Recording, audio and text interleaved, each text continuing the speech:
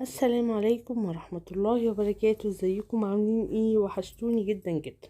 عايزة اقول لكم ان انا كل ده كنت عمالة اسجل لكم الصوت، وطلع في الاخر الصوت ما كانش بيتسجل. المهم وحشتوني جدا جدا. هنا بقى ايه؟ قلت بقى زي ما انتوا عارفين في الفيديو اللي قبل ده عملت اوضة الاطفال، وعلى طول كده دخلت على اوضه النوم. زي ما طبعا وضبت اوضه الاطفال وغيرت ملاية السرير بتاعتها وخليتها فل شمعة منورة. هي اوضتهم احسن من اوضتي؟ لا طبعا. دخلت بقى على اوضتي انا كمان عشان اخليها فل شمعة منورة. قلت بقى اغير برضو ملاية السرير وكده. ده اللحاف بتاعي. عايز اقول لكم ان اللحاف دوت ما كنتش شارياه ولا حاجه، ده كانوا مسلمينه لجوزي في الشغل ايام الكورونا، ايام ما كان بيطبق يعني وكده في الشغل.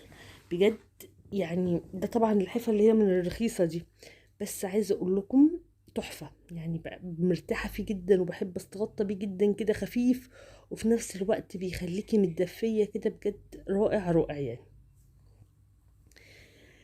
المهم بقى هنا بعمل ايه؟ بشيل بقى ملاية السرير. طبعا نطيت ومسحت الكومودينو دوت والسرير وكل دوت، بس طبعا وقفت الكاميرا. وبعد كده بشيل بقى فرش السرير عشان نبتدي نغير ملاية السرير. هغيرها برضو معاكم. ما تنسوش بقى تحطوا اللايك وتعملوا لي شير وتعملوا لي سبسكرايب وتسيبوا لي كومنت حلو زيكم. هحط بقى الغيارات دي في سبت الغسيل، فرش السراير يعني. عشان ايه؟ بعد ما اخلص بقى الشقه خالص ان شاء الله هروح اعمل بقى الركن كمان. ابقى ابتدي بقى ايه اغسل، لان انا كمان عندي غسيل عايز يتلم ويتطبق. هعمله معاكم بقى في الروتين بتاع الركن ان شاء الله. هنا بقى ايه؟ غيرت ملاية السرير بتاعتي. الملاية دي بعشقها، بحس بتدي جو للأوضة كده. بحبها. انا بحب المشجر عموما، ما بحبش السادة. يعني تحسوا الواناتها فاقعة قوي، بس انا بحبها. هي والملاية اللي قبليها اللي هي التايجر دي اكتر ملايتين عندي بحبهم. انما السادة بقى اللي هم بتوع جوازي دول لا خلاص، مش عارفة، ما بقيتش احبهم قوي يعني. فتلاقوني ايه معلقة على دول، وما بفرش دفاية على السرير او مفرش شتوي. حاسه لا لسه هو الجو سقع واحنا بقينا في شهر واحد والكلام دوت، بس لا يعني ايه. هابي نيو يير. صحيح نسيت اقول لكم هابي نيو يير، سنه سعيده عليكم يا رب، وتحققوا فيها كل امنياتكم اللي بتتمنوها ان شاء الله. كل حد نفسه في حاجه ان شاء الله يحققها في 2023 باذن الله. زي ما بقول لكم بقى، حاسه ان انا لو فرشت دفايه كده على السرير ومع اللحاف لا هتخنق. لان طبعا الاوضه زي ما انتم شايفين كده صغنطوطه محندقه، وقافله الازاز وحاطه ستاير كده على التلات، يعني يعتبر 3 طبقات على الشباك، وبقفل باب الاوضه. حاسه لا الاوضه هتبقى خانقه كده لو ايه فرشت كمان مفرش. مش حاسه لسه يعني. مش عارفه، اصل انا من الناس اللي بتتخنق بسرعه جدا، يعني ما بتستحملش الحر. والاوضه دي دفا، يعني الاوضه دي من الاوض اللي هي بتبقى دفا قوي في شقتي، اوضه النوم بتاعتي.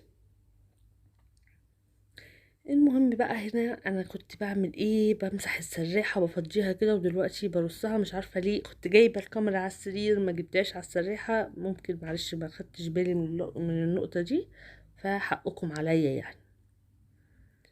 جل لمن يسوء، بيقولوها ايه؟ ما علينا ما علينا. انا طبعا خلصت نكنس بقى ايه الارض كده كنسه حلوه، عشان نشيله برضو ايه نمسحه. يعني احنا مسحنا اوضه الولاد، ما نمسحش الاوضه دي ليه يعني؟ لا طبعا لازم امسح اوضتي. دي اوضتي بقى، لازم اتوصى بيها اكتر من اوضه الولاد يعني. نوسها بقى كنسه كده حلوه قوي قوي كده، وايه، واروح شايطه كده زي ما انتوا شايفين اللي انا بعمله ده. الفرشه كده برجلي بزقها كده عشان اكنس برضو السيراميك. تمام.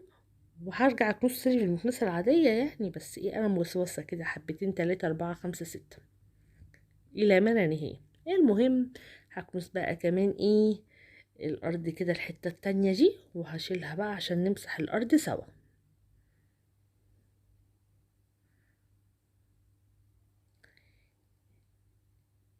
هي دي السائل اللي بصوا بمرمطني. فكرة التنظيف بالحاجات اللي هي الواسعة دي وتبقى مدهولة كده عليكي، بتبقي مش عارفة تاخدي راحتك. لكن انت طبعا لما بتروقي كده ولابسة حاجة كده مش بتجرجر منك ولا الكلام دوت، طبعا بتبقي مرتاحة اكتر.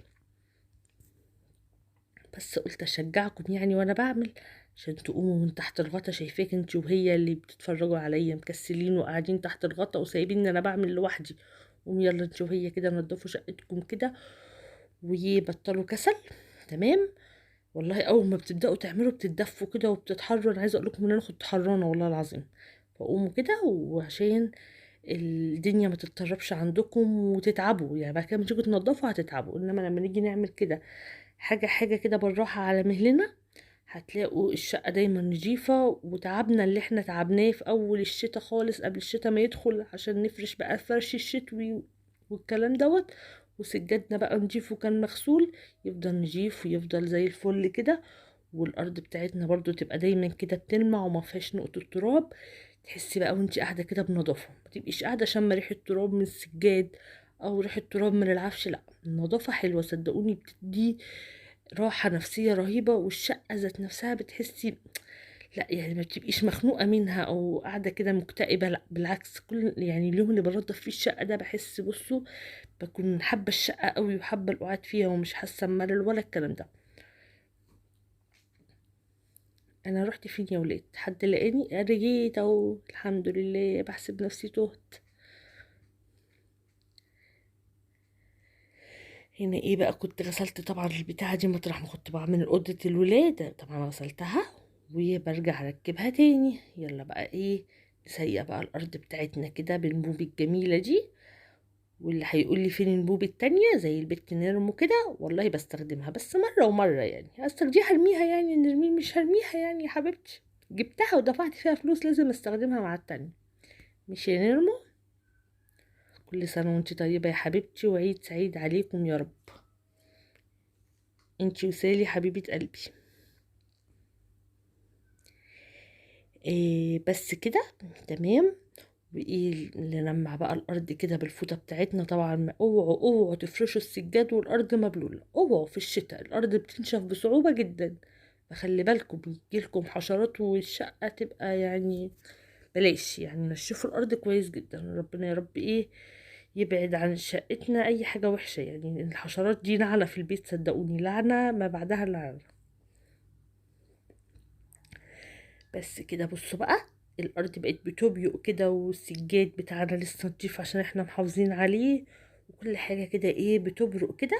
قومي بقى انت وهي، انا عايزه بقى ايه لو شجعتكم بجد وعطيتكم باور كده، عايزه بقى اللايكات تنزل مطر عليا. تمام. وعايزه بقى تعليقات حلوه كده زيكم. وكده خلاص خلصت الاوضه. شايفين بقى الجمال؟ شايفين الراحه النفسيه؟ يا سلام. هروح بقى على الركنه. وان شاء الله مش عارفه بقى يعني، اصلك هنزل لكم هنا وهنا تمام فيديوهات على القناه دي. يعني ممكن الاوضه دي مثلا تنزل لكم على حبي بيتك، فيديو الركنه ينزل على يوميات كوكو ودودو. تمام. حسب يعني حسب انا هقسمها ازاي يعني معاكم. المهم انتوا بتابعيني في القناتين وانتوا حبايبي، واقول لكم السلام عليكم ورحمه الله وبركاته.